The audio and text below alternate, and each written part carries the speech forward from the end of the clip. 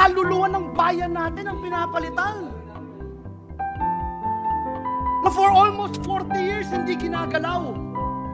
Na for almost 40 years, hindi basta-basta pinakikialaman. Bakit?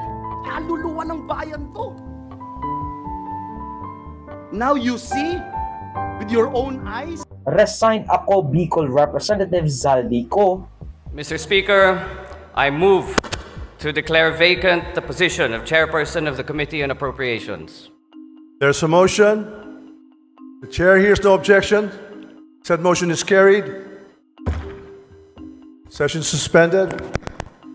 Former DPWH Undersecretary Roberto Bernardo. Maynard Ngu and I are close friends, and we go years back. He is also a close friend and campaign contributor of Senator Chis Escudero.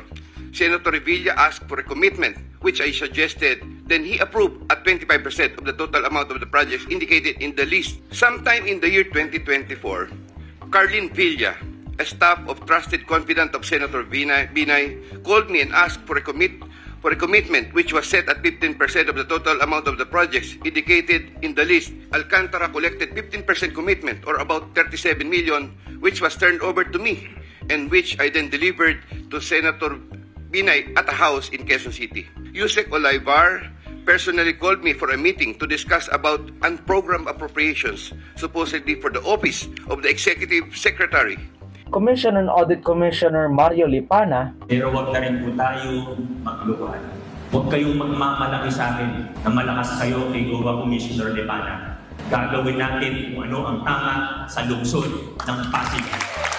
Huwag kayong magmamalaki sa akin na malakas kayo kay OWA Commissioner Lipana. And somehow, former Caloocan 2nd District Representative Mitch Kahayon Uy. Yes, Mr. Speaker, it is meant for intelligent fund, Mr. Speaker. Mr. Speaker, bakit may intelligent funds po ang MMDA? Mr. Speaker, my dear